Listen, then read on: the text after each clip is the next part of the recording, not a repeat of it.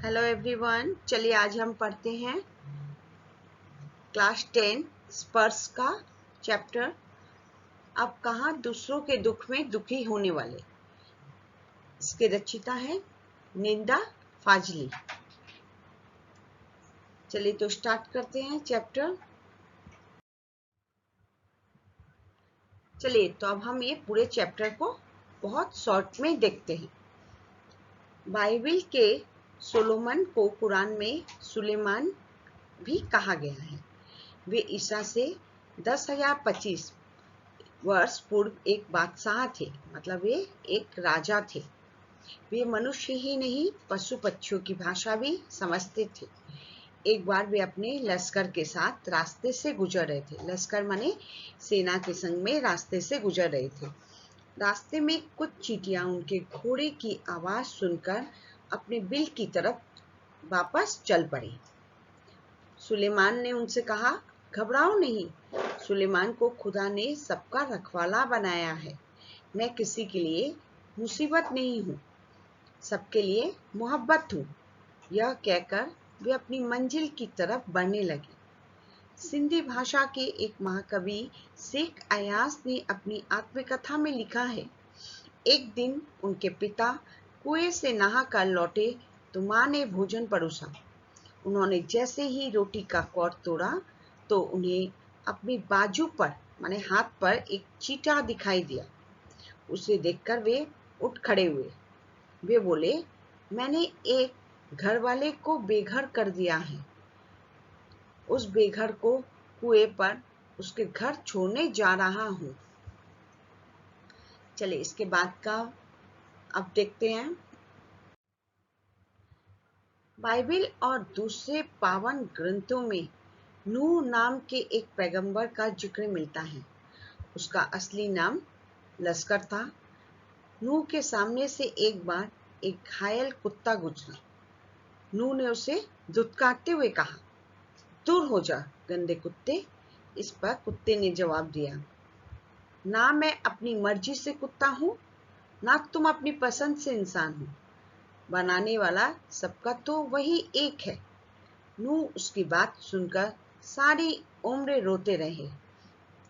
महाभारत में भी एक कुत्ते ने युधिष्ठिर का अंत तक साथ दिया था। यह दुनिया अस्तित्व में कैसे आई, कहाँ से इसकी यात्रा शुरू हुई, इस प्रश्न का उत्तर विज्ञान तथा धार्मिक ग्रंथ अलग अलग तरह से देते हैं। चलिए इसके बाद देखते हैं।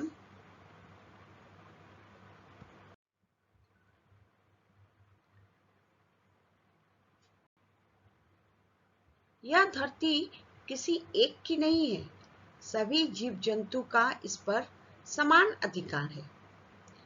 पहले पूरा संसार एक था, मनुष्य ने ही इसे टुकड़े में बांटा है।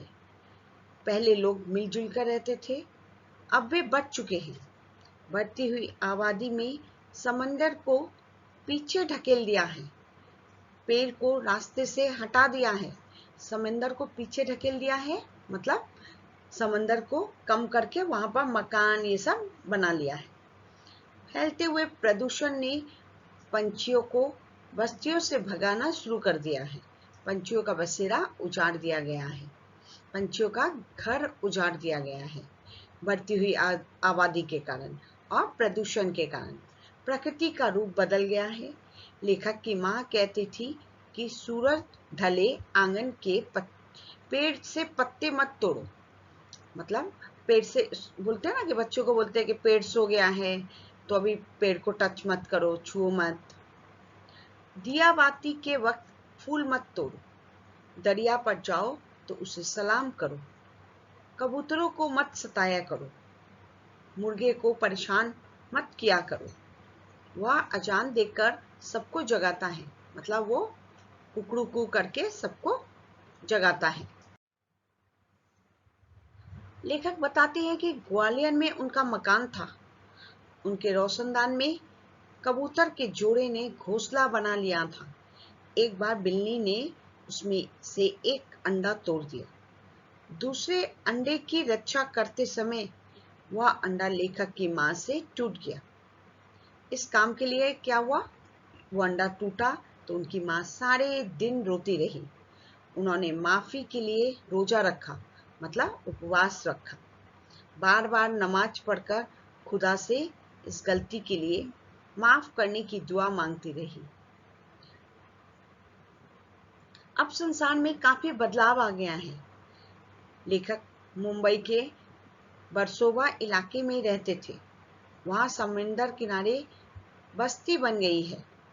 यहाँ से परिंदे दूर चले गए हैं। लोग उन्हें अपने घरों में घोंसला नहीं बनाने देते। उनके आने की खिड़की को बंद कर दिया गया है। अब इनका दुख बांटने वाला कोई नहीं है। तो इस चैप्टर में लेखक ने यही सब, तो अब ये चैप्टर पूरा समाप्त हुआ। यही इस चैप्टर की शॉर्ट समरी है। अगर ये वीडियो आपको पसंद आया तो लाइक और सब्सक्राइब कीजिए। धन्यवाद।